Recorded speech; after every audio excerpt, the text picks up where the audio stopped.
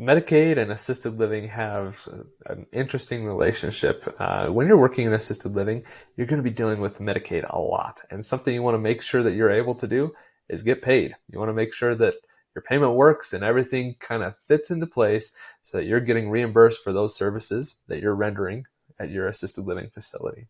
We're going to get into today the secret about direct deposits for Medicaid payments in assisted living. Hey everybody, I'm Brandon Gustafson. I own and operate 2 assisted living facilities, and I created this channel to help people like you learn the ins and outs of investing in assisted living. Welcome to Assisted Living Investing.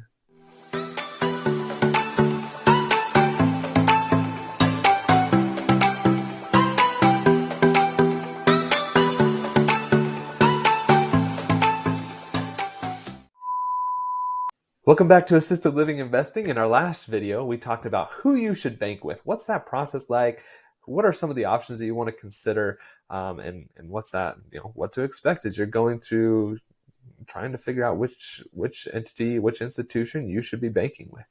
Today, we're going to be getting into the secret about direct deposits for Medicaid payments in assisted living. So the first thing that you want to do is make sure you have a bank. That's the first thing that's key. Make sure you've got a bank that is going to allow you to do direct deposits. Your bank or your credit union, it's a key thing that you want to make sure is able to work. Make sure that they can handle those direct deposits because you're getting big checks. If you're billing them on a monthly basis like we do, your checks are $20,000, $30,000. They're large. If you have a situation where you have to back bill and you have a $50,000, $60,000, $70,000 check, you want to make sure that they can handle that, and you don't want to lose that check. So make sure you've got an institution that's going to allow direct deposits.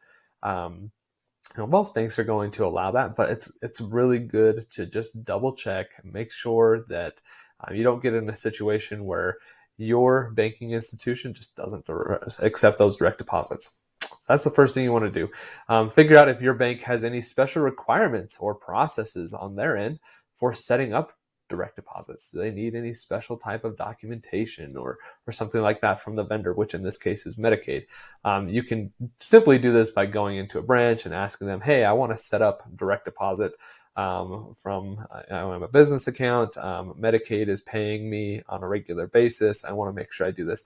Is there anything special that you need from me in order to get that set up? You can also call customer service and have that same conversation.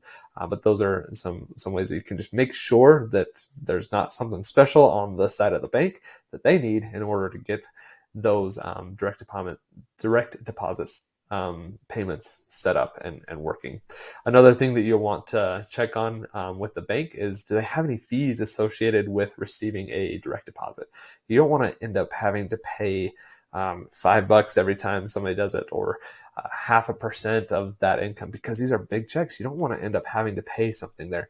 So again, going back to our previous videos on which type of institution you should choose to bank with, look at fees and make sure you don't kind of get yourself in a bad situation where they're taking money by just accepting a direct deposit. You don't want to get in a bad situation there. So make sure you're looking into that. On the Medicaid side of things, as you go through the process of registering with Medicaid, you're likely going to be asked to provide them with banking information to set up direct deposits. So I'm going to talk about that in a previous video about registering with Medicaid, what that process is like. So go ahead and watch that video up there. But after you become certified as a Medicaid provider, you'll be able to start billing for Medicaid services. All those services that you're rendering and providing to your residents, once those payments are submitted, they will be processed by Medicaid or the MCO, and then they'll be distributed into your account. And I've talked a little bit about the difference between Medicaid and MCOs in a previous video, so go ahead and watch that so you can kind of get a feel for what that is like. In my experience, Medicaid or the MCO is only going to process those claims on like a weekly basis. So they have a set day. Say it's a Thursday, that's when they process it. The banks, the funds drop into your account the following Monday or something like that. They don't do this on a daily basis. You could bill them on a daily basis if you wanted to, but they're only going to process those payments on a weekly basis. So yeah, regardless of how frequently you're billing them, they're only going to pay you once a week. We personally, we bill Medicaid on a monthly basis. We could go a little bit more frequently if we wanted to get the cash flow coming in a little bit more, if we needed it for some reason, but we just do it on a monthly basis, and it seems to work really well for us. So that, there's a tip there for you. Now this is the part where I'm going to get into really the big secret about what it's like to get things set up for direct deposit with Medicaid. This is a thing that you really need to pay attention to. This is extremely important because this has caused delays on our end. In Colorado, it caused a 5-month delay. It caused like a 3-week delay for us in Idaho. So extremely important. So if you don't listen to anything else in this video, make sure you listen to this right here. The thing that you want to do is you're going through the process of registering for Medicaid. They're going to ask for your banking documents, which seems simple. It seems like, oh yeah, banking documents. Here you go. This is what you need. You want to give them as much banking information as you possibly can. Just like give them way too much documentation so they don't have any excuse to deny your application or anything like that. So we've had several issues getting banking information to Medicaid and MCOs as well. It doesn't matter who it is. We've had issues with both of them. So what I'm going to suggest that you provide them with are the following documents. So number one is a letter from the bank on the bank's letterhead, signed by a branch manager. This letter is going to include the bank account number and the routing number. Banks are going to have this. It's very standard. You're not asking them to like create a brand new document. It's something that they have. So it's not going to be something new. But on top of the bank's signature, they're going to want a wet signature, or at least something that looks like a wet signature when you scan it in. So make sure that signature looks correct. It's not a digital signature. Medicaid and MCOs are really a bit of a stickler on that. So make sure that all the signatures that you have on these things, make sure they look like real wet signatures, not something that you typed up on a different application to help you out with your PDFs. Make sure it's wet. Next, the second thing is going to be a direct deposit authorization slip from the bank. It's very similar to the letter that I just talked about, but this is going to contain an image of a voided check on it. So oftentimes a bank's going to have this. If you're looking to set up direct deposit for your full-time job, your W-2 job, you can go and get this document from the bank. They also have these for businesses. So it's something like that. It's called a direct deposit authorization slip, a direct deposit authorization form, something like that. Has an image of a voided check on there that has your bank account and also the routing number. Make sure it is also properly signed. Make sure it has the appropriate signatures in there in the correct locations. The next one is just a voided check that you have. This is going to have your bank account and routing number on it. You don't need to sign this one. It just needs to say void on the check. If you don't have a check because you're doing a lot of online mobile banking, just go to the branch or call the customer service line and say, hey, I need a sheet of checks. And they will typically be able to give you a sheet of paper that has 3 or 4 checks on it. You can use that. Banks have those. It's a very simple request. And then the last thing that I would suggest is oftentimes Medicaid or the MCO is going to give you a form that is an internal form for them, and they want you to fill in the information on that form. Make sure that your bank account and your routing number match exactly what is shown on the other documents. So for our bank account, there's a prefix number on it that we don't really need. When I go to the bank and they ask me for my account number, I don't need to give them that prefix number, but it is on my check, on my voided check.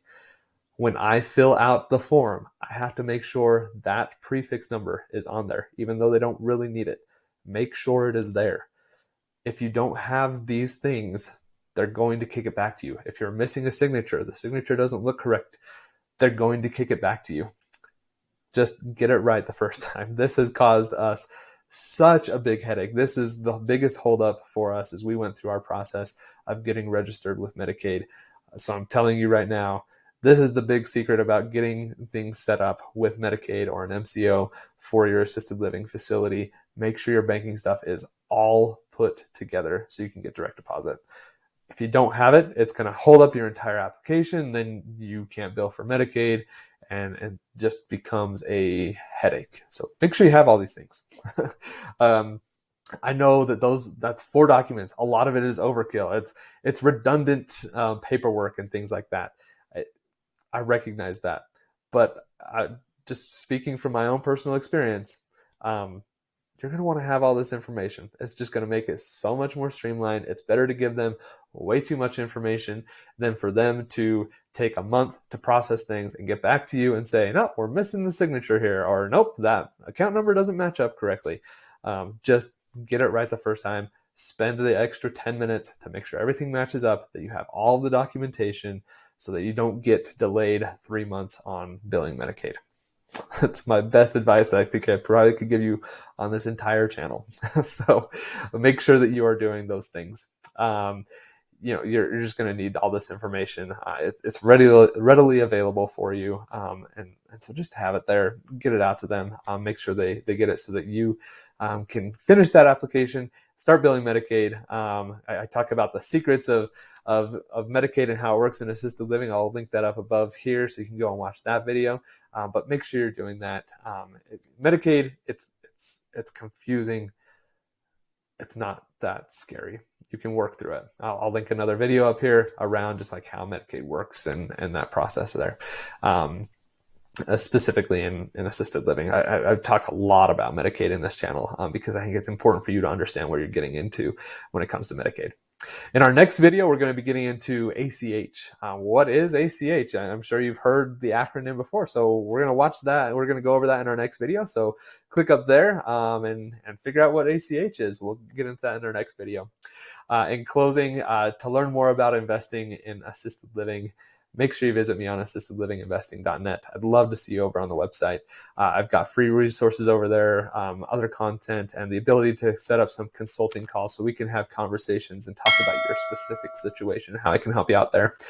And then also just follow me on all my other social media platforms. Would love to continue having the conversations together in those settings.